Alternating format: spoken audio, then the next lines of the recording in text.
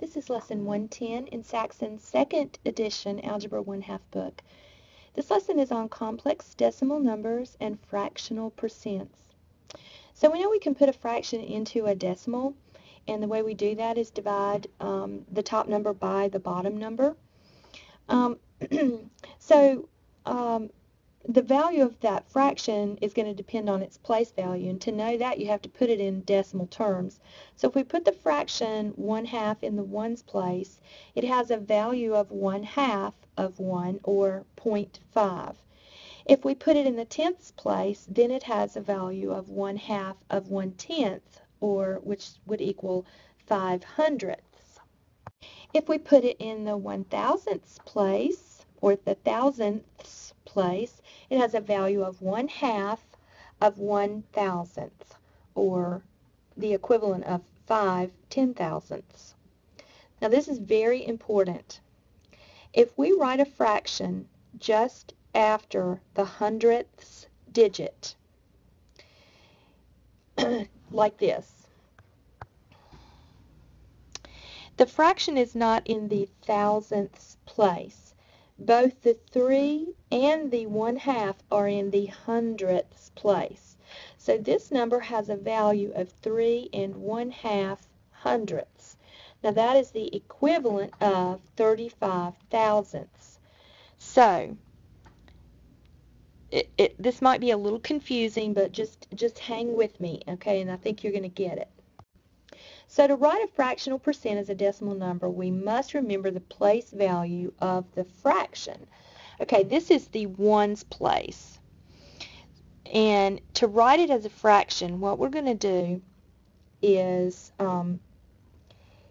this is the equivalent of 4 2/5% of 4/100ths. Now 2/5, if you divide 2 by 5, you're going to get 0.4. So this is actually 0.044. All right, 7 1/8, we're going to put this as 0.007, and then we're going to turn 1/8 into a fraction, which is 8 divided by 1. That would come out to 0.125. So we're going to put this as the 7 and the 125 are all going to be, this is going to be tenths, hundredths, thousandths. See, this is 7 thousandths and 1/8, 7 and 1/8 thousandths. So this is the way that we're going to write that. So let's do our practice. So we're going to write this number as a decimal number without a fraction. So basically what we're going to do is turn this into decimal also. If we take 1 and divide it by 5, we have 5 into 1, then that's going to be 0.2. So we would write this as 0.00046, just like it is, and then 2. Okay, you're not going to put 0.2, you're just going to put 2. All right, B says complete the boxes in the table on the next page. Begin by filling in reference numbers. Now this is something that you've been doing, so we're just going to continue, take it a little another step further. Let's look at those. Okay, so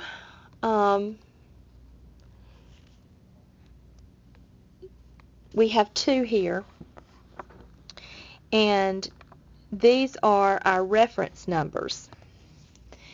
All right, these are percentages. So taking this one first, this, if we didn't have this fraction here, we would have 6/100ths. So if we wrote that as 6/100ths, it would look like that. But we have 6 2/5 hundredths. So we could write it 6 2/5, which as a decimal number, 2/5 is 0.4. So that would be 0.064. So it's actually, instead of 6/100 and 2/5, it's 64 thousandths. Okay? Now, 7 1/5%. Percent, remember, means per 100. So, as a decimal number, that's going to be 0.07. And then 1/5 we said is is the same as 2/10 or 0.2. So we're going to put the 2 at the end, which makes it 72 thousandths. Okay, and we would write that as 72 over 1,000. And here, instead of this, because this is actually not correct to write it as 6 2/5 hundredths, it actually, if we write it out as a decimal, we see that we need to write it as 64 thousandths. Okay, so good job.